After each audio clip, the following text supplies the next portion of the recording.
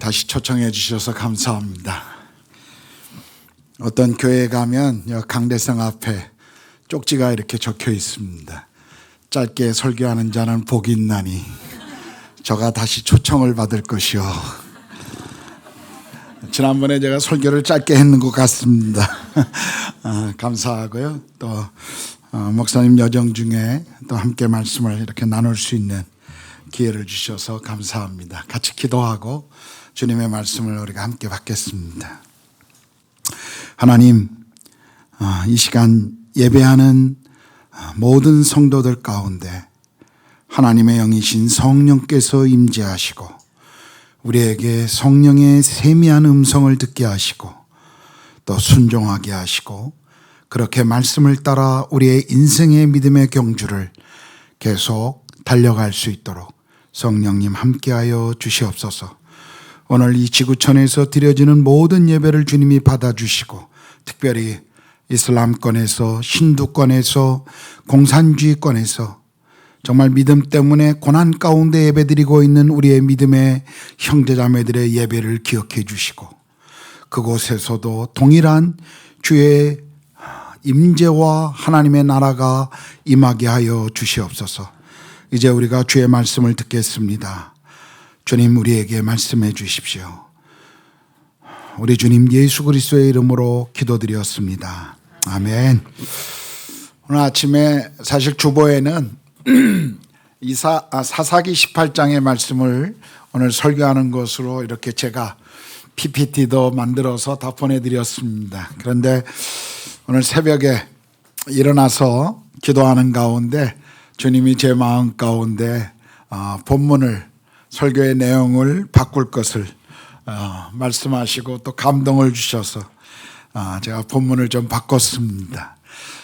늘 그렇진 않지만 1년에 한두 번씩 그렇게 제 안에 성령님이 주시는 말씀을 바꾸기 위해서 사실은 설교자인 저도 굉장히 당황할 때가 있습니다. 갑자기 말씀을 바꿀 때. 그러나 성령께서 그렇게 주시는 감동은 이유가 있기 때문에 주시기 때문에 오늘 말씀을 바꿨습니다. 이해해 주시고요. 전도서 1장 1절 2절의 말씀을 오늘 본문의 말씀으로 여러분과 함께 좀 나누겠습니다. 전도서 1장 1절 2절의 말씀인데요. 다윗의 아들 예루살렘 왕 전도자의 말씀이라. 전도자가 이르되 헛되고 헛되며 헛되고 헛되니 모든 것이 헛되도다. 오늘 우리는 100세 시대를 살아가고 있습니다. 의료의 발전, 의학의 발달과 또 주변 삶의 여러 환경들이 좋아지면서 우리의 기대 수명은 점점 더 늘어나고 있습니다. 이제는 80세 정도에 소천하시는 분들에게 장수했다라고 하는 말을 하지 않습니다. 더 사실 수 있었을 텐데 라고 안타까워하는 것이 오늘 우리가 살아가고 있는 시대입니다. 크리스천 정신 의사이며 또 작가였던 폴 트로니에라는 분은 그의 책에서 이런 이야기를 했습니다. 의학은 사람들의 수명을 더 늘려주었지만 더 살아야 할 이유를 가르치지는 못했다라는 말입니다. 어느 한 유명한 작가는 나는 성공했고 또 많은 돈을 벌었고 좋은 집과 또 좋은 자동차와 여러 여자를 함께 살고 세계를 여행하고 그러면서 내 삶의 의미를 찾으려고 했지만 더 이상 내가 살아가야 할 이유를 발견할 수가 없다. 나는 너무 공허하다 라고 하는 유서를 남기고 자살한 유명한 작가도 있었습니다. 오늘 이 시대는 우리는 더 많이 오래 살고 있지만 어떤 의미에서 많은 이들이 인생을 방황하고 또 삶의 의미를 모른 채 무의미하고 낙심하고 좌절 가운데 살고 있습니다. 최근에 제가 읽었던 100세 인생이라고 하는 책에서 그 책의 저자인 린다 그랜튼 교수는 이렇게 이야기했습니다. 노후를 위해 돈을 준비하는 것도 중요하지만 그보다 더 중요한 것은 삶의 의미다라고 강조했습니다. 예전에는 장수하는 것이 복이지만 이제는 단순히 오래 사는 것보다는 왜 우리가 오래 살아야 하는지, 무엇이 우리 삶에 잘 사는 것인지를 고민하게 하는 것이 오늘 우리의 질문이기도 합니다. 그러므로 우리는 인생이 더 늦어 후회하기 이전에 정말 우리 삶의 진정한 의미가 무엇인지, 성경이 이것을 우리에게 어떻게 가르치고 계시는지를 좀 발견할 필요가 있습니다. 저는 특별히 오늘 우리와 똑같이 비록 3000년 전에 살았던 사람이었지만 그러나 그의 인생의 참 의미가 무엇인가를 발견하려고 여러 시도와 노력을 해보았던 한 사람을 통해서 오늘 성경이 우리에게 주시는 메시지가 무엇인가를 좀 나누려고 합니다. 그 사람의 이름은 솔로몬입니다. 다윗 왕의 아들 솔로몬이죠. 성경은 그가 전에도 후회도 없는 지혜로운 사람이었고 그리고 가장 부유한 사람 중에 한 사람이라고 우리에게 소개하고 있습니다. 그는 이스라엘의 위대한 왕이었던 다윗의 시대의 업적을 넘어 더 부유한 나라로 이스라엘을 만든 왕이었으며 또 성경의 여러 책을 기록할 정도로 그는 지혜로운 사람이었습니다. 그렇다면 그는 그의 인생에서 어떻게 내 삶의 참 가치와 의미가 무엇인가를 알고자 노력했는지 오늘 전도서를 통해서 좀 보겠습니다. 제가 읽었던 이 전도서의 말씀, 모든 것이 헛되며 헛되고 헛되니 모든 것이 헛되도다. 전도서에 가장 많이 반복되는 말씀입니다. 아마 여러분들은 이 말씀을 들으면, 전도서를 읽으면 이런 생각을 할 수 있을지 모르겠습니다. 솔로몬 왕은 그의 인생의 후반기에 인생을 굉장히 염세주의적이거나 아니면 부정적인 관점에서 인생을 보고 있는 것이 아닌가, 그렇게 생각할지도 모르겠습니다. 그러나 그가 모든 것이 헛되도다라는 이 결론을 내리기까지 그가 시도했던 여러 가지 노력이 있었습니다. 우린 그것을 좀 살펴봐야 합니다. 또 그가 시도했던 그 노력과 수고는 오늘을 살아가고 있는 우리에게도 사실은 똑같은 시도요 방법이기 때문에 의미가 있습니다. 자, 솔로몬이 그의 인생의 의미를 찾으려고 시도했던 노력 중에 중요한 한 가지는요, 인생의 즐거움이었습니다. 자기 인생의 즐거움을 누리는 것이 인생의 행복이라고 생각했던 사람이 바로 솔로몬이었습니다. 저는 예수님을 믿기 전에 솔로몬처럼 제 인생의 유일한 목표가 있다면 그것은 내 삶을 어떻게 즐겁게 살까, 그것이 제 인생의 유일한 목표였던 사람입니다. 그것 때문에 공부했고요, 그것 때문에 열심히 살았고, 그것 때문에 모든 것을 할 만큼 내 인생을 어떻게 재미있게 즐겁게 살까가 늘 제 마음의 목표요 생각이었습니다. 근데 오늘 솔로몬은요, 내 인생을 어떻게 하면 즐겁게 할 것인가, 그것을 찾으면서 첫 번째 그가 시도했던 것이 무엇이냐면 술이었습니다. 오늘 전도서 2장 3절에 보면 내가 어떻게 하여야 내 마음의 지혜로 다스림을 받으면서 술로 내 육신을 즐겁게 할까, 이렇게 이야기합니다. 우리 잠언 23장 29절 30절에 보면요, 성경이 술에 대해서 이렇게 말합니다. 재앙이 누구에게 있으며 근심이 누구에게 있으며 분쟁이 누구에게 있으며 원망이 누구에게 있으며 까닭 없는 창상이 누구에게 있느냐, 붉은 눈이 누구에게 있느냐, 술에 잠긴 자에게 있고 혼합한 술을 구하러 다니는 자에게 있다라고 말씀하시죠. 여기 혼합한 술, 소맥입니다. 폭탄주입니다. 이미 3000년 전에도요, 사람들은 그냥 일반적인 술로 즐거워하지 않았어요. 더 강하고 더 맛있는 것을 만들려고 그렇게 시도했던 것을 볼 수가 있습니다. 성경은 술을 정죄하진 않습니다. 또 당시 중동엔 물이 귀하고 또 물에 이물질이 많기 때문에 이 포도주를 만들어서 그것을 음료로 사용하던 시대였기 때문에 술을 그렇게 정죄하는 문화는 아니었습니다. 성경에도 보면 예수님도 잔치에서 포도주를 마시고 또 심지어 바리새인들이 저가 즐기기를 좋아한다, 죄인들과 함께 먹고 마시는 것을 좋아한다, 틀림없이 그 마시는 것은 포도주였을 것입니다.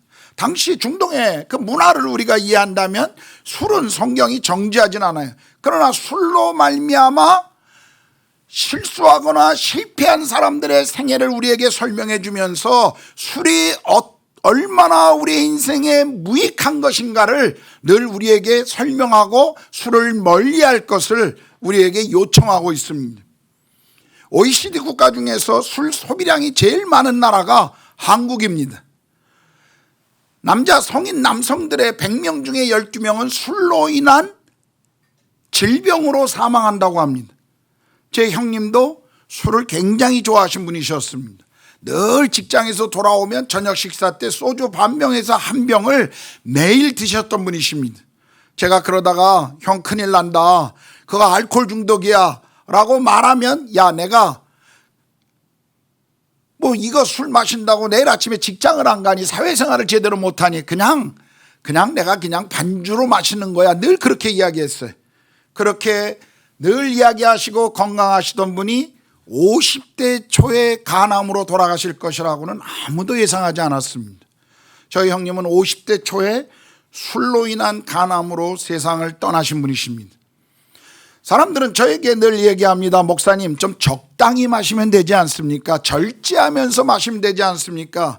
저는 그렇게 말하는 분들 가운데 절제하면서 마시는 분을 본 적이 없습니다. 다 어느 때 한 번은 필름이 끊어지고 언제 한 번은 인생에 정말 험악한 꼴을, 실수를 그 술을 통해서 하는 것을 저는 많이 보았습니다. 술은 우리 인생의 즐거움이 아닙니다. 술 마시는 사람들 보면 핑계도 많아요. 기분 좋아서 마시고, 기분 나빠서 마시고, 좋은 일 생겨서 마시고, 나쁜 일 생겨서 마시고, 친구 만나서 마시고, 친구 헤어져서 마시고, 하여튼 술 좋아하시는 분들은요, 모든 게 인생의 그 이유가 되는 것을 보게 돼요. 그런데요, 이 술로 인한 즐거움에 대한 솔로몬의 결론이 뭔지 아십니까? 2장 1절 2절에 보면, 본즉 이것도 헛되도다. 내가 웃음을 논하여 이르기를 미친 것이라 하였고 실학을 논하여 이르기를 저가 무엇을 하는가 하였노라. 그는 그것이 인생의 즐거움이 아니라는 것을 그는 알게 되었습니다. 솔로몬이 그의 인생의 의미를 찾으려고 시도했던 또 하나의 노력이 있었습니다. 그것은 비즈니스였어요. 일이었습니다. 그는 이렇게 말해요. 2장 4절에 보면 나의 사업을 크게 하였노라. 그리고 우리가 2장 7절에 보면요, 이렇게 말합니다. 나보다 먼저 예루살렘에 있던 모든 자들보다 내가 소와 양떼와 소유를 더 많이 가졌다. 이미 말씀드린 것처럼요, 솔로몬은 그 당시 가장 부유한 사람 중에 한 사람이었습니다. 그는 그의 아버지 다윗의 시대를 뛰어넘는 위대한 왕이었어요. 그는 그가 이룬 수많은 업적들을 바라보면서 이렇게 스스로 자아자찬했을 것입니다. 넌 정말 성공한 놈이야. 넌 누가 봐도 성공했어. 아마 그렇게 스스로를 자기가 이룬 업적을 보며 그렇게 칭찬했을지도 모르겠어요. 여러분, 어떤 의미에서 한국만큼 일 중독인 나라가 있습니까? OECD 가운데 노동 시간이 가장 길고요, 그리고 이 일을 정말 미친 듯이 하는 사람들, 그게 한국 사람들입니다. 정말 잘해요. 열심히도 하고 정말 잘합니다. 만약 이 일이, 비즈니스가 우리의 인생에 만족과 삶에 참 의미를 주고 행복하게 한다면 우리 한국의 행복지수는 상당히 높아야만 마땅할 것입니다.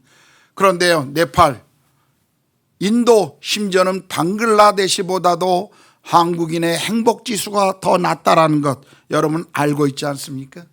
이 세계에서 가장 자살률이 높은 나라가 한국입니다. 부끄럽게도 청소년 자살률이 가장 높은 나라가 지금 한국입니다. 만약 일이 우리 인생의 복이요, 우리 인생의 가치를 준다고 생각한다면, 우리가 이룬 어떤 성취가 우리 삶을 진정으로 행복하게 한다면 우리는 마땅히 행복해야 하지만 우리가 한국 사회를 바라보며 우리는 그렇지 않다는 것을 알고 있습니다. 성공이요, 돈이 우리의 인생의 의미와 행복을 주지 않습니다.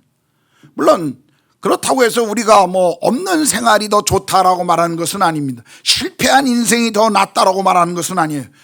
우리는 성공하기를 원합니다. 가난하기보다는 부자가 되기를 소망합니다. 비즈니스에서 성공하기를 원합니다. 그런데요, 그것이 우리의 인생의 목적이 아니라는 것을 알아야 한다는 것입니다. 돈 때문에 정말 인생의 중요한 것들을 잃어버려서는 안 됩니다.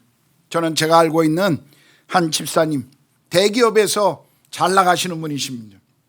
그런데요, 그 일을 이루시기 위해서 얼마나 열심히 일하시는지, 그의 자녀들이 청소년 시기를 지나는데도 함께 한 번도 여행을 떠나지 못해요. 돈이 있고 경제력으로 여유가 있으니까 가족들은 늘 해외로 여행 가는데 그 아빠라고 하는 사람은 이 아이들과 시간을 보낼 수가 없습니다. 어느 날 제가 그분과 이야기를 했습니다. 집사님의 인생의 목표가 무엇입니까? 그 기업의 임원이 되시고 그 기업의 대표가 되시는 것입니까? 얼마나 많은 사람들이 그 기업의 그 높은 자리를 차지할 수 있을까요? 집사님은 그것이 집사님에게 올 것이라고 믿나요? 집사님이 그러셔요. 아니요, 목사님, 전 그렇게 생각하지는 않습니다. 제가 물었습니다. 그런데 왜 그렇게 목숨 걸고 그 일 하십니까?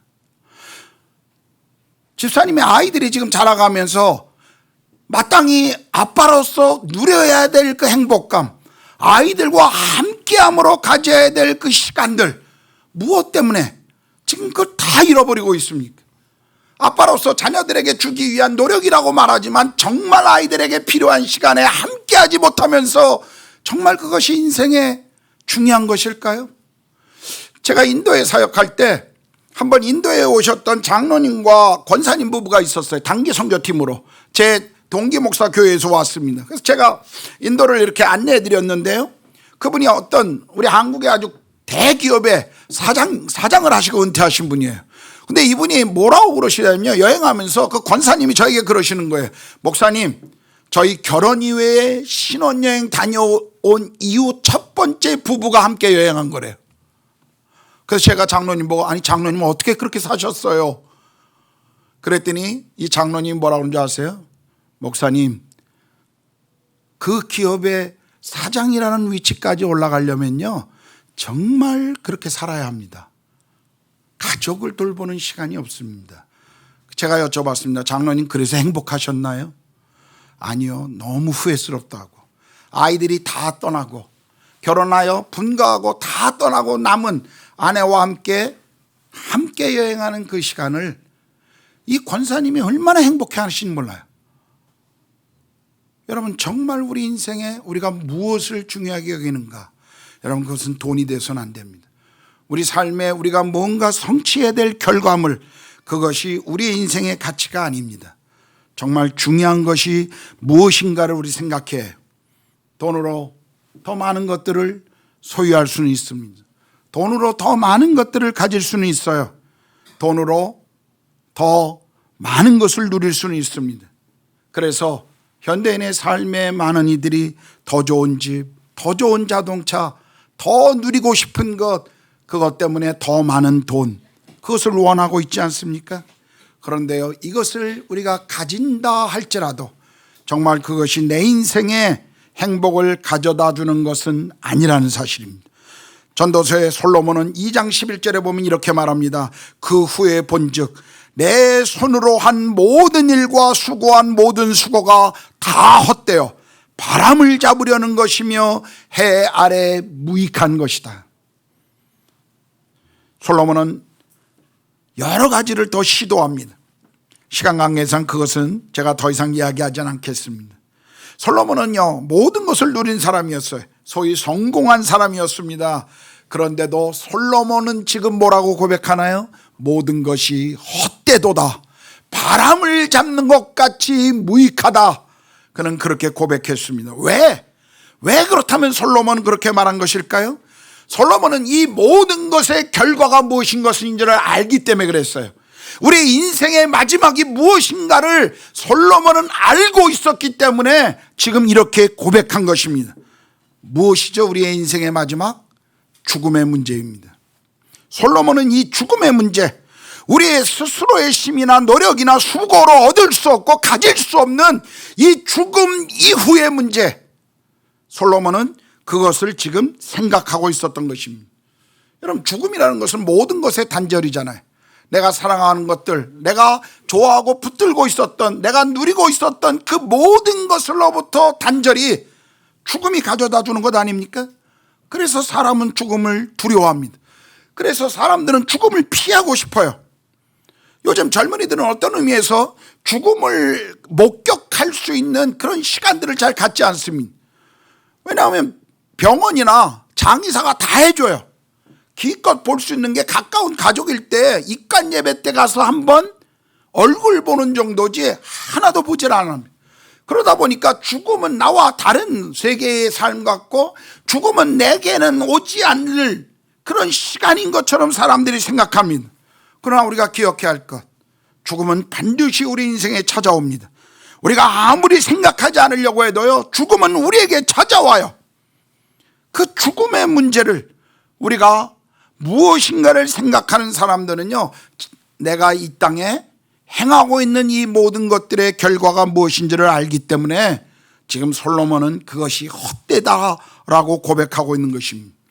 전도서 7장 2절에 보면요, 솔로몬이 이렇게 말합니다. 초상집에 가는 것이 잔치집에 가는 것보다 나으니 모든 사람의 끝이 이와 같이 됨이라. 산자는 이것을 보고 산자는 이것을 그의 마음에 둘지어다. 왜 잔치집보다 초상집 가는 게 낫다고 말합니까? 여러분, 잔치집 가면 즐겁지만 그냥 그것으로 즐거움으로 끝나죠. 그러나 초상집은 내 인생의 끝이 무엇이며 내가 이 세상을 떠나고 난 뒤에 내 삶을 평가해 줄 사람들, 그들의 고백이 무엇인가를 우리는 생각하기 때문에 초상집은 우리에게 인생의 지혜를 준다는 것입니다. 전도서 12장 7절은 이렇게 말합니다. 흙은 여전히 살 땅으로 돌아가고 영은 그것을 주신 하나님께로 돌아가기 전에 기억하라. 죽음을 기억하라는 것입니다. 라틴어로 메멘토 모리라고 합니다. 언제 한번 이런 책의 제목으로 책이 출간돼서 아주 베스트셀러가 된 적이 있습니다. 죽음을 기억하라. 한 로마 제국의 위대한 왕 중에 한 사람은요, 늘 아침에 깰 때마다 그의 시종이 이렇게 깨었다고 합니다. 왕이시여, 당신의 죽음을 기억하십시오. 왕이시여, 당신의 죽음을 기억하십시오. 그는 아침에 일어날 때마다 세상 그 어떤 권력을 쥐고 있고 삶의 모든 것을 누리고 있지만 자신의 죽음을 기억함으로 겸허하게 하루하루를 맞이할 수 있었던 지혜로운 왕에 대한 이야기가 있습니다. 우리는 죽음을 기억해야 합니다. 저의 컴퓨터에 보면요, 맨 왼쪽 끝에 맨 상단에 늘 하나의 폴더가 있습니다. 하나의 글이 있어요. 그 제목이 뭐냐면 김기태 유언장입니다. 저는 매년 제 유언장을 업데이트합니다. 36살에 제가 처음 해외 선교사로 떠날 때 그 유언장을 작성했습니다. 여러분 아십니까? 선교사들은 선교지로 갈 때 유언장을 작성하고 갑니다. 내가 만약 선교지에서 죽으면 내 아이들을 누구에게 맡기고 혹시 재산이 있다면 이 재산은 누가 관리하고, 그리고 납치나 테러나 그런 일들을 당할 때 전혀 몸값 협상을 하지 않는다라고 하는 것을 공증해서 선교본부에다 두고 갑니다.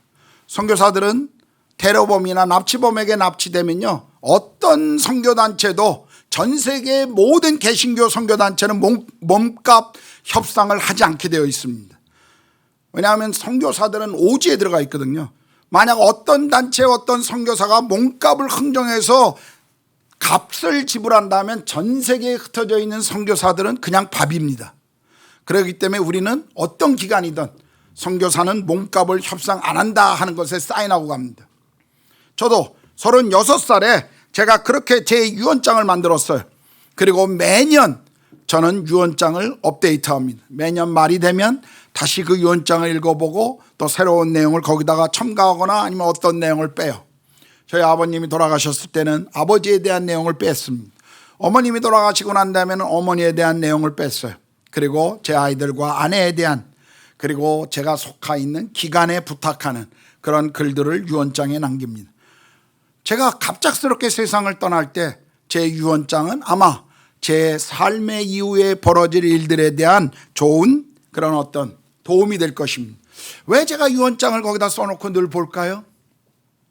제 카카오톡은요, 거기 재미난 날짜가 계속 숫자가 하나 기록되어 있습니다. D 마이너스 뭐 이렇게 날짜가 늘 나와요.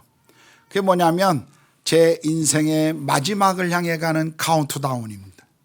시편의 모세가 90편에 말하기를 인생의 우리의 연수는 70이요 강건하면 80이라도, 저는 주님 앞에 언제 이런 기도를 드린 적이 있습니다. 주님, 요즘 세대가 더 오래 사니까, 모세 시대보다는 더 오래 사니까 제가 80 산다고 계산하고 제 인생을 카운트하겠습니다.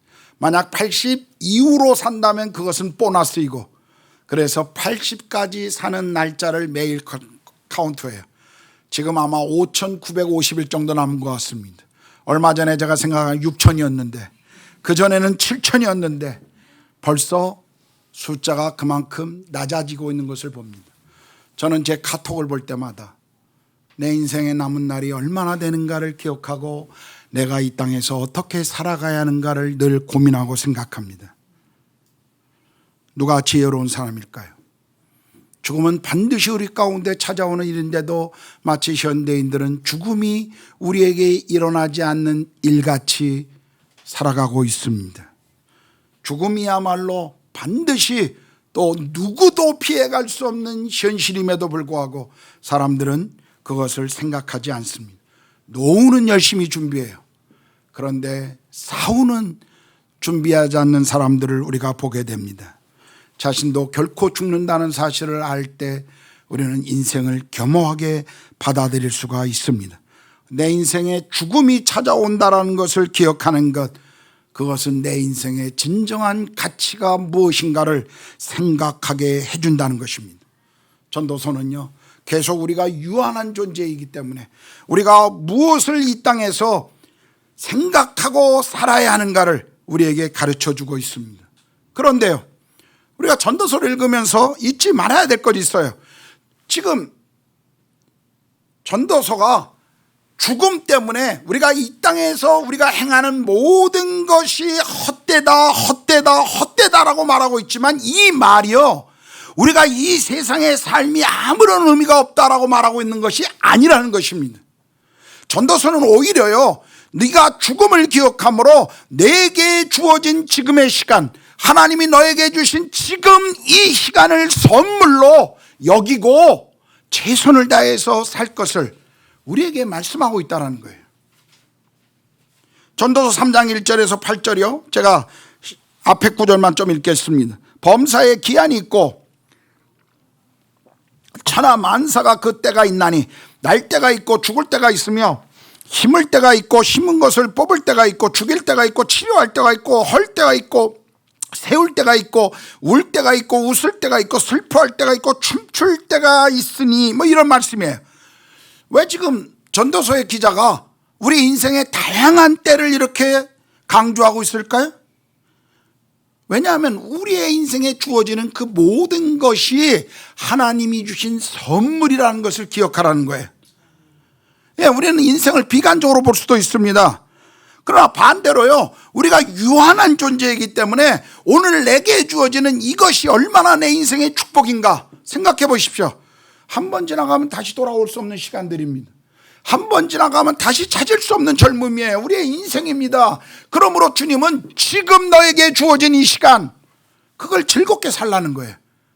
여러분, 우리가 죽은 시인의 사회, 거기에 보면 키딩 선생이 학생들에게 그 얘기하잖아요. 카르페 디엠, 지금을 즐겨라. 물론 그 말이 성경에 지금을 즐기라는 것과는 좀 다른 의미일 수 있습니다. 그러나 중요한 것은 뭐예요? 먹고 마시는 것, 우리 삶의 일상 가운데 우리가 경험하는 것, 우리가 지금 누리고 있는 것, 이게 다 하나님의 선물이기 때문에 그 순간을 네가 즐기라는 것입니다. 여러분, 우리는 얼마 지나지 않았지만 코로나가 우리에게 얼마나 힘들게 했습니까? 코로나를 통해서 우리 일상에 우리가 매일 만나는 사람들, 우리가 가졌던 그냥 무수히 그냥 지나쳤던 그 시간들이 우리 삶에 얼마나 놀라운 축복이었는가를 우린 보지 않았습니까? 인도는요, 아예 아파트 자기 문을 열고 나가지도 못하도록 완전히 통제한 적이 있어요. 몇 개월을 그렇게 살았어요. 얼마나 답답한지요. 나갈 수가 없으니까 얼마나 힘든지. 제가 운동하는 걸 되게 좋아하는데 테니스 치는 걸 되게 좋아합니다. 여러분들이 보실 때는 어쩔지 모르지만 믿거나 말거나 제가 인도의 한인 중에서 테니스를 가장 잘 칩니다. 제가 전인도 테니스에 나가서 우승을 한 사람이에요. 개인전. 예, 놀라셨죠? 예, 하나 더 놀라게 해드릴까요? 예, 제가 성남시 수영대에 나가서 버터플라이 금메달을 2개 딴 사람입니다. 예, 물론 30대 이 얘기입니다. 예, 제가 운동을 참 좋아해요. 근데 코로나가 있으니까 얼마나 답답한지요. 얼마나 제가 답답했으면 몰래 나가서 공 하나 들고 엘리베이터 타고 지하 주차장 가서 벽치기 하다가 올라오는데 제가 엘리베이터 올라가면서 그런 생각을 했어요. 야, 내가 매일 새벽기도 끝나고 친구들하고 테니스 친 것이 그게 얼마나 행복한 일상이었나. 그게 얼마나 나에게 하나님이 주신 그게 축복이었는가. 그런 생각이 들더라고요. 성도들과 만나서 커피 한잔 하면서 수다 떨고 무의미했었 것처럼 느꼈던 그 시간이 내 삶에 그것이 얼마나 큰 기쁨이었는가. 그걸 제가 발견하게 됐어요. 여러분도 그러지 않았습니까? 이미 우리가 다 잊어버렸지만 말이에요. 그죠? 그러므로 오늘 말씀은 뭐예요? 네가 감사할 게 있으면 지금 감사하라는 거예요. 네가 사랑을 고백할 것이 있으면 지금 하라는 거예요. 하고 싶은 거 지금 하라는 거예요. 하나님이 주신 것을 누리라고 하는 것입니다. 전도서 9장 9절, 제가 전도서에서 가장 좋아하는 말씀 중에 하나입니다. 네 헛된 평생의 모든 날, 곧 하나님이 해 아래서 내게 주신 모든 헛된 날에 내가 사랑하는 아내와 함께 즐겁게 살지어다. 그것이 내가 평생의 해 아래서 수고하고 얻은 내 복이니라. 저는 전도서의 이 말씀을 참 좋아합니다. 아내와 함께, 사랑하는 아내와 함께 즐겁게 살지어다. 아이들이 대학을 가기 시작하면서 2 자녀가 다 집을 떠났습니다. 늘 함께 있었던 아이들이 다 떠나고 나니까요, 아내하고 둘만 남더라고요. 처음에는 좀 이상하더라고요. 적응이 안 돼. 그리고 시끌벅적했던 집에 아무도 없으니까 조용하고. 근데 그것을 저희 부부는 즐기기 시작했습니다. 제가 최근에 한국에 돌아와서 저희 신학교에, 제가 속해 있는 교단이 대전에 있습니다. 신학교가. 그 신학교에서 학생들을 훈련하고 가르치기 위해서 제가 신학교 후문 쪽에 조그마한 원룸을 하나 구하고 거기서 살면서 학생들을 가르치고 있어요. 그 아내는 수요일마다 그 대전을 내려와요. 왜 내려오냐면 저희 그 학교 본관 가장 높은 곳에 기도하는 기도실이 있습니다. 기도탑이. 그래서 늘 몇 분이 그곳에 오셔서 이렇게 어떤 분은 처리하시면서 어떤 분은 하루 종일 학교를 위해서 기도하고 가십니다. 제 아내가 수요일 책임을 맡아갖고 수요일마다 KTX를 타고 대전에 내려와서 그 기도실에 와서 기도하고 그날 저녁에 저희 모임 예배드리고 그리고 금요일 날 아침이면 저하고 같이 서울 경기 지역의 스태프들 훈련하기 위해서 다시 올라오고 또 저만 주말에 내려가고 이런 생활을 지금 몇 달째 하고 있습니다. 근데 어느 날인가 제 아내가 이렇게 전철을 내려서 이렇게 올라오는데요, 그 아내의 모습을 보는데 눈물이 픽 나는 거예요. 얼마나 사랑스럽던지, 나를 이렇게 찾아와주는 아내가 있는 이 사실이 얼마나 행복한지 정말 그것을 바라보는데요, 눈물이 핑 돌아요. 제 아내가 와서 왜 우니?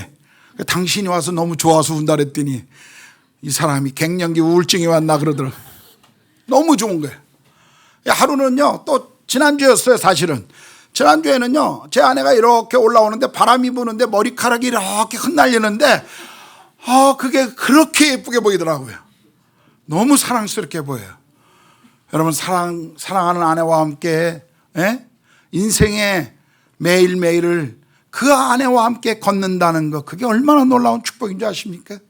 저는 어제도 광교 호수를 아내와 손을 잡고 걸으면서 정말 이것이 내 인생에 얼마나 큰 하나님이 주신 축복인지 그걸 누리면서 걸을 수가 있었습니다.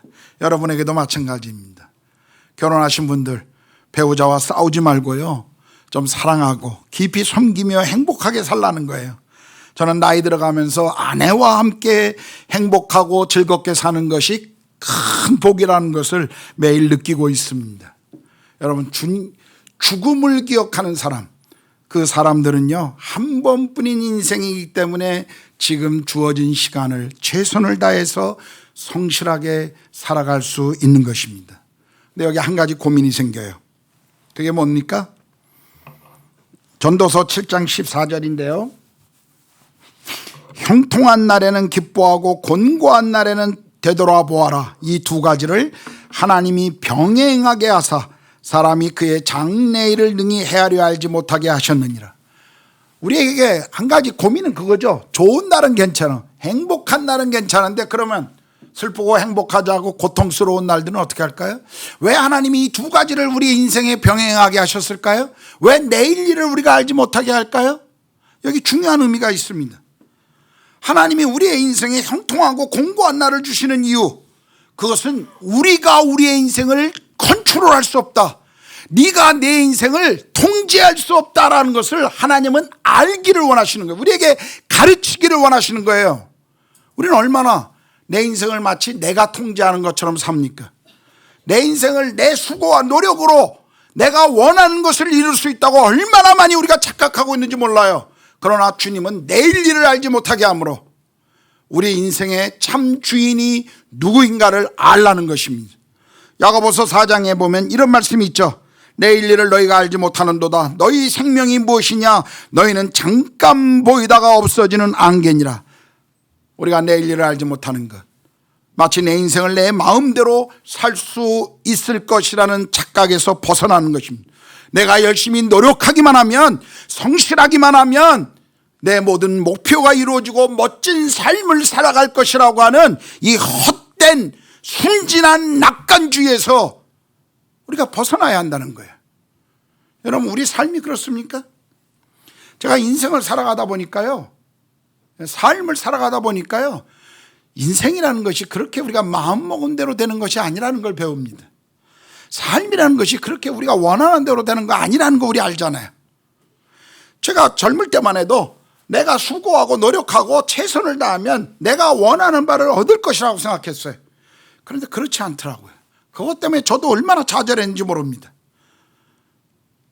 우리는 하나님이 이 모든 것을 우리에게 허락하신 이유는요, 우리 인생을 나보다 더 잘 알고 계시는 그 하나님을 만나야 한다는 것입니다. 그분을 만나야 한다는 거예요. 그래서 전도서가 주는 마지막 중요한 메시지가 뭔지 아십니까? 하나님을 만나십시오예요. 하나님을 만나십시오. 전도서 12장 13절 14절 맨 끝에 말씀인데요, 이 전도서의 맨 끝절입니다. 여기 이렇게 말하죠. 일의 결국을 다 들었으니 하나님을 경외하고 그의 명령들을 지킬지어다. 이것이 모든 사람의 본분이니라. 하나님은 모든 행위와 모든 은밀한 일을 선악간에 심판하니라. 일의 결국을 다 들었습니다. 인간이 유한한 존재라는 사실을 알았어요. 우리는 내일 일을 알지 못하는 사람들입니다. 그러므로 우리는 만물의 창조주요 지금 나의 삶을 통치하시는 역사의 주인이신 하나님을 만나야 한다는 것이에요. 이것이 전도서가 우리에게 던져주는 마지막 메시지입니다. 이 세상을 떠나는 날, 하나님을 믿던 하나님을 믿지 않던 우리는 그분 앞에 서게 될 것입니다. 그리고 선악간에 심판하시는 하나님의 심판 앞에 우리가 선다는 것이에요. 여러분이 고신교단에 속해 있는 교회이기 때문에 제가 부산의 고신대학교 얘기를 좀 하려고 합니다. 제가 캠퍼스 사역을 할 때, 지금도 그런지 모르겠어요, 오래전 캠퍼스 사역을 할 때 부산의 고신대학교 그 영도의 그 언덕길을 올라가면요, 정문을 통과하자마자 크게 써붙여놓은 한 글이 있습니다. 코람데오. 라틴어로 하나님 앞에서. 칼빈이 가장 좋아했던 말이라고 합니다. 하나님 앞에서. 예, 우리는 이 세상을 떠나오는 날 우리는 하나님 앞에 서게 될 것입니다. 그런데 오늘 전도서는요, 이 하나님 앞에 서게 될 날을 기억하고 지금 네가 하나님 앞에서 살아가라는 것입니다. 특별히 청년들에게 이렇게 권고해요. 12장 1절에 보니까 너는 청년의 때 곧 곤고한 날이 이르기 전에, 나는 아무 낙이 없다고 할 해가 가깝기 전에 너의 창조자를 기억하라. 솔로몬은 우리에게 경고하고 있습니다. 우리 모두에게는 죽음이라는 시간이 기다리고 있고 그 죽음의 문제가 해결되기 전에는 결코 행복할 수 없다는 것입니다. 죽음이 인생의 끝이 아니며 죽음 이후의 세계를 우리는 준비해야 한다는 것입니다. 저는 얼마 전에 남편을 암으로 일찍 떠나보낸 한 사모를 만났습니다. 그 사모를 만나면서 또 한 사람을 같이 만났어요. 지금 암 말기 투병을 하고 있는 제 친구 목사였습니다. 셋이 같이 모여서 그날 우리 대화의 주제는 죽음이었습니다. 아마 지나가는 사람들은 우리의 대화를 들으면 아마 웃을지도 모르고 이해하지도 못했을 것입니다. 어떻게 사람들이 죽음 암으로 남편을 떼는 아내 그리고 암 말기에 살아가고 있는 그 사람이 언제 죽을지 모르는 그 사람, 그런 친구들이 함께 모여서 죽음의 문제를 저렇게 쉽고 기쁘게 즐거움으로 이야기할 수 있을까? 사람들이 이해하지 못했을 것입니다. 그러나 저희들은 알기 때문에 그래요. 우리 죽음 이후에 그 문제를 우리는 해결하는 사람들, 그리고 하나님 앞에 섰을 때 하나님 앞에 우리가 어떻게 서게 될 것인가를 알고 있기 때문에 우리는 죽음조차도 기쁨으로 그것을 이야기할 수 있었던 것입니다. 인생의 진정한 의미와 그리고 죽음과 죽음 너머에 대한 이 삶의 소망의 문제를 해결할 수 있는 유일한 방법, 그것은 살아계신 하나님을 만나는 것입니다. 그 하나님을 만나야 돼. 그분을 만나야 돼. 어거스틴이 고백한 것처럼 하나님 없이는 우리 영혼의 빈 공간을 채울 수 있는 분은 아무도 없다고 그랬습니다. 하나님 없이는요, 우리의 인생의 공허함을 찾을 수가 없습니다. 메꿀 수가 없어요. 솔로몬을 보십시오. 오늘 우리에게 이 도전을 하고 있는 솔로몬의 삶을 보십시오. 그는 모든 것을 가졌던 사람입니다. 그리고 그 모든 것들로 자신의 인생의 의미를 찾아보려고 노력한 사람이었어요. 그러나 그곳에서 찾을 수가 없었습니다. 그는 방황했어요. 그리고 즐거움과 쾌락을 위해 시간을 들였던 사람입니다. 무언가 성취로 자신의 인생을 찾으려고 했던 사람이었어요. 그러나 그것으로 찾지 못했지만 마침내 솔로몬은 그 인생의 이 질문에 대한 답을 찾은 것입니다.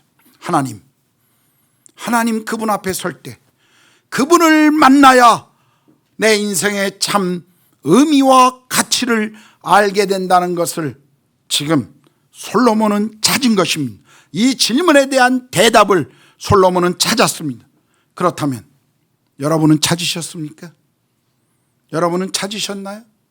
어떤 이는 인생을 여행이라고 표현하신 분들이 있습니다. 우리의 인생의 여정에 우리가 이 땅에 살아가는 시간들, 그 시간의 진정한 의미가 무엇인 줄 아세요? 왜 하나님이 우리를 예수 믿고 천국에 대한 소망을 주시고 바로 데려가지 않는 이유, 이 땅에 우리를 여전히 머물게 하시는 이유, 그 이유가 뭘까요? 이 땅의 시간들 속에 진정한 행복은 우리가 하나님을 알고 그분과 동행하는 삶을 살아가라는 것입니다. 그때 비로소 우리 삶은 정말 행복이 무엇인지를 알게 된다는 것이, 이것이 솔로몬이 오늘 우리에게 던진 질문입니다. 오늘 전도서의 메시지를 통해서 성경이 우리에게 던져지는 질문이 이것입니다. 당신은, 여러분은 찾으셨습니까? 인생의 의미가 무엇인지, 무엇이 정말 내 삶을 행복하게 하는지, 여러분 이 질문에 대한 대답을 찾으셨나요? 기도하겠습니다. 혹시 기도하시면서요, 여러분 마음 가운데 한번 질문해 보십시오. 정말 나는 내 인생의 진정한 가치와 의미를 찾고 있는지, 그것을 발견하고 있는지, 혹시 오늘 예배 가운데 오셨지만 여러분 가운데 하나님을 만나지 않았다면, 예수 그리스도의 십자가와 그 부활로 인한 그 하나님의 그 사랑 안에 거해 본 적이 없다면, 하나님의 자녀로서 그분이 주시는 그 영원한 삶에 대한 축복을 경험해 본 적이 없다면, 여러분은 먼저 하나님 앞에 나와야 합니다. 살아계신 하나님 앞에 여러분의 인생을 먼저 그분을 만나는 결단을 하셔야 합니다. 그러지 않고는요, 여러분의 인생의 의미를 찾을 수는 없을 겁니다. 여러분 삶의 죽음 이후의 문제가 해결되지 않을 거예요. 그리고 그 문제가 해결되지 않는 한 지금 이 땅에 살아가는 시간 속에 여러분의 삶은 여전히 공허할 것입니다. 혹시 여러분 가운데 하나님을 만난 적이 없다면 이 시간 먼저 여러분 정직하게 이 고백을 드리십시오. 하나님, 제가 주님을 만나고 싶습니다. 제 인생에 찾아와 주시고 저의 삶의 구원자가 되어주시고 제 삶의 주인이 되어주십시오. 이 고백이 여러분에게 먼저 필요합니다. 그리고 이 고백을 이미 하나님 앞에 했던 분들, 그래서 내가 하나님의 자녀로서 이 땅에 그분과 동행하는 삶을 살고 있는 분들이라면 여러분에게도 동일한 질문을 하셔야 돼요. 내가 하나님을 알고 그분을 안다고 말하고 고백하고 있지만 정말 내가 하나님이 나의 전부가 되고 있는지, 하나님 그분이 내 삶의 행복인지, 그분이 내 삶의 의미인지, 하나님 나라와 복음이 내 삶을 살아가게 하는 이유요 원인이요 능력이 되고 있는지 여러분 그것을 질문해 보셔야 합니다. 만약 그 질문에 분명한 답을 할 수 없다면 다시 주님 앞에 나오십시오. 주님의 은혜 앞으로 나오십시오. 그리고 고백하십시오. 주님, 제가 주님으로 만족하기를 원합니다. 주님 한 분으로 제가 충분하다고 하는 고백을 드리기를 원합니다. 하나님 없이 다른 것으로 내 인생을 채우려고 하지 않겠습니다. 하나님, 그리고 하나님 나라를 위해 제 삶을 드리고 싶습니다. 그 고백이 오늘 우리의 고백이 되어야 할 것입니다. 피아노 반주가 나오는 동안 우리는 잠깐 기도하겠습니다. 여러분이 어떤 고백을, 어떤 질문을 주님 앞에 드릴지 저는 알지 못해요. 그러나 성령께서 지금 여러분에게 던져주시는 그 질문 앞에 정직하게 대답하십시오. 기도하겠습니다. 하나님 아버지, 하나님 이 시간 전도서를 통해서 우리 삶에 정말 무엇이 중요한지, 어떤 삶이 정말 의미가 있는지 하나님 우리에게 이 말씀을 들었습니다. 하나님 아버지, 정말 우리 삶에 무의미하고 헛된 것을 쫓아가지 않게 도와주십시오. 우리 삶을 무너뜨리고 우리 삶을 여전히 공허하게 만들고 우리 삶을 붙들고 있는 하나님 그 모든 세상의 가치와 문화와 악들을 하나님 우리가 끊어버리게 하시고, 성령께서 우리에게 하나님 새로운 피조물로 우리를 세우셨사오니 하나님 나라와 하나님 복음을 위한 삶에 우리 자신을 드릴 수 있도록 도와주십시오. 성령님, 우리가 머물고 하나님 우리가 살아가고 있는 이 시간을 정말 주의 영광을 위해 우리가 살아가게 하시고, 주님 만나는 그날까지 우리의 삶에 우리의 부르신 자리에서 우리에게 주어진 이 믿음의 길을 하나님 우리가 신실하게 걸어갈 수 있도록 성령님 우리를 붙잡아 주시옵소서. 하나님, 성도들 가운데 아직 주님을 만나지 않은 분들이 있다면 주님을 만나게 해주십시오. 주님으로부터 도망치고 있는 자들이 있다면 다시 돌아오게 해주십시오. 하나님 나라를 보게 하십시오. 하나님을 바라보게 해주십시오. 성령님, 그렇게 우리 가운데 행하여 주시옵소서. 하나님 아버지, 오늘 우리에게 전도서를 통해서 말씀해 주셔서 감사합니다. 하나님, 우리의 인생에 하나님만이 전부가 될 때, 하나님이 우리의 인생에 살아가는 이유가 될 때 그것이 진정한 행복이며 진정한 의미임을 우리로 알게 하여 주시옵소서. 하나님, 우리 삶에 우리 인생에 하나님보다 더 사랑하고 있는 것들, 하나님 아닌 것들을 쫓아가고 있는 것들이 있다면 하나님 그 모든 것들을 주의 보좌 앞에 내려놓게 하시고 다시 하나님 나라와 주와 동행하는 삶의 감격으로 기쁨으로 우리가 돌아서게 해주십시오. 주님을 알아가며 주님 임재 아래 머물며 주와 함께 동행하는 것이 우리 삶의 기쁨이 되게 하여 주시옵소서. 감사합니다. 주님을 찬양합니다. 그렇게 하실 우리 주님 예수 그리스도의 이름으로 기도드렸습니다. 아멘.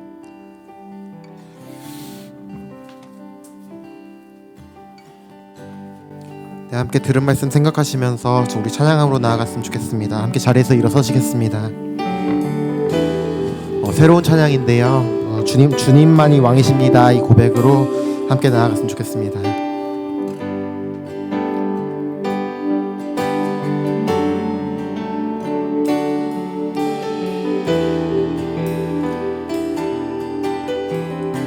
주님만이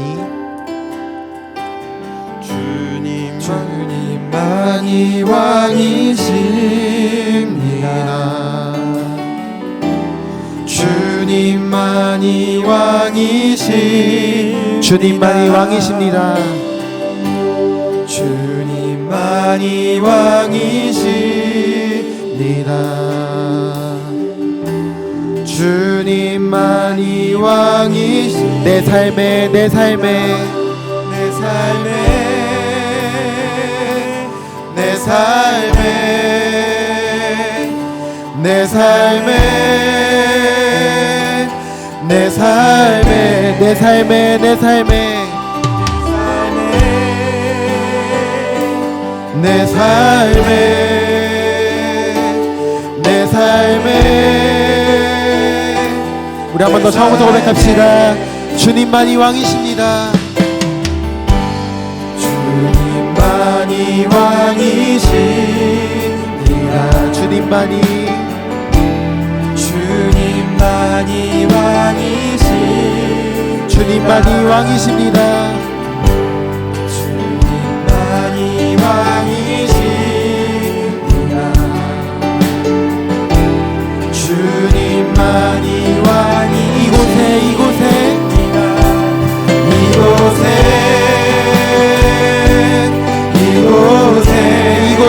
이곳에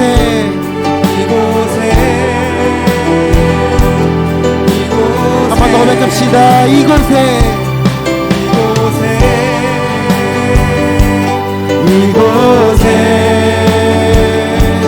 우리 한 번 더 열방을 향해서 포함을 나갑시다. 온 땅에 온 땅에 온 땅에 온 땅에 주님 온 땅의 왕이십니다.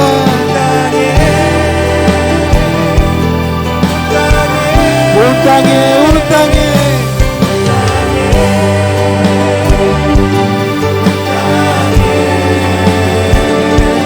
온 땅에